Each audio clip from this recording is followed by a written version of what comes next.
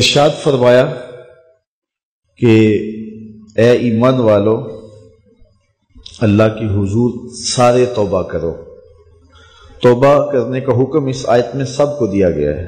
توب الی اللہ جمیعا، اے ایمان والو سب کے سب اللہ کی حضور توبہ کرو۔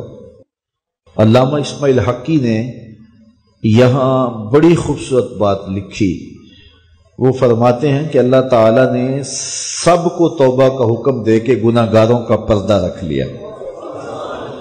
اگر صرف گناہ گاروں کو کہا جاتا کہ تم توبہ کرو اور ان پر واجب کر دی جاتی اور نیکوکاروں پر توبہ کرنے کا حکم نامہ نہ رکھا گیا ہوتا تو پھر گناہ گار توبہ کرتے تو وہ نمایاں ہوتے۔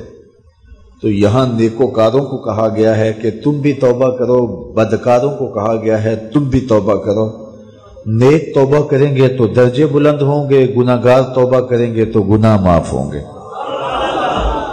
اور رسول اللہ صلی اللہ علیہ وسلم نے کمال کرم فرمایا، حضور خود ایک دن میں 70 مرتبہ سے زیادہ استغفار کرتے تھے اور حضور نے اپنا عمل لوگوں کے لیے چھوڑا۔ تو اللہ تعالیٰ کی یہ کرم نوازی ہے، اس کی صفت ہے کہ وہ ستار ہے، وہ پردہ پوش ہے اور بندوں کو رسوا نہیں کرتا۔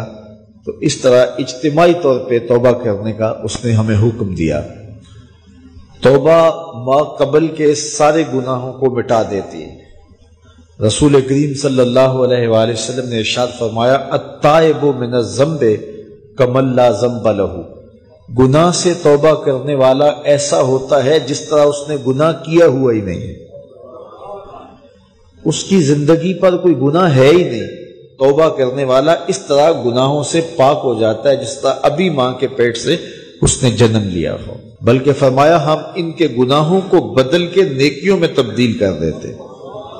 تو جب گناہ بدل کے نیکیوں میں تبدیل ہوئے تو جتنا بڑا گناہ گار تھا اتنا بڑا نیکوکار ہو گیا، کیونکہ سارے کے سارے گناہ تبدیل ہو کے نیکیوں میں آ گئے۔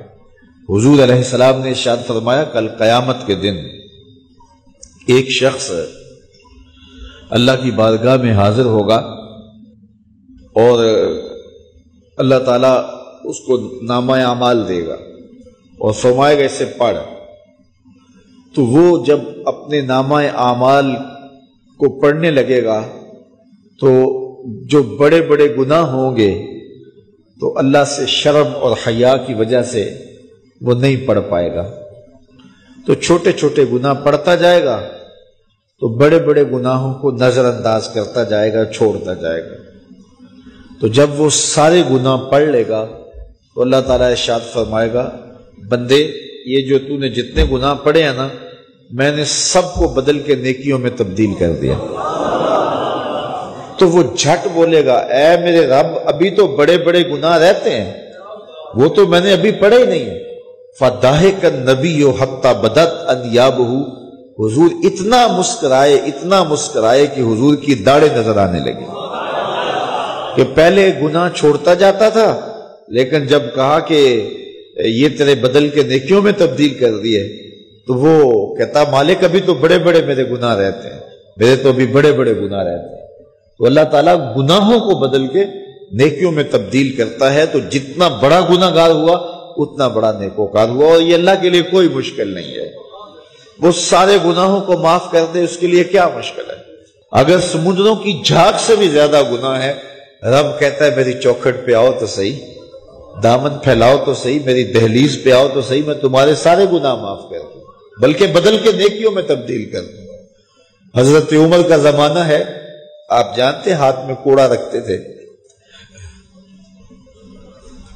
تو آپ جا رہے تھے، ایک شرابی تھا ہاتھ میں، اس نے بوتل شراب کی پکڑی تھی، گلی کا موڑ کاٹا اس نے تو آگے حضرت عمر نظر آئے۔ حضرت عمر تو موقع پہ سزا دیتے تھے، ہاتھ میں درا پکڑا ہے تو اس نے دل ہی دل میں کہا مالک عمر کے قہر سے بچا لے، پکی توبہ کرتا ہوں آج کے بعد شراب نہیں پیوں گا، اور جلدی سے وہ شراب کی بوتل بغل میں دبا لی۔ حضرت عمر بھی سر پہ پہنچ گئے اور جھڑک کے کہا کہ یہ تیرے پاس کیا ہے؟ تو ڈرتے ہوئے کہا حضرت سرکہ ہے. تو عمر تھے، کہا نکال. تو جب نکالا تو واقعی سرکہ ہو گیا تھا. جو رب شراب کو سرکے میں بدلنے پہ قادر ہے، وہ رب گناہوں کو نیکیوں میں بدلنے پہ بھی قادر ہے.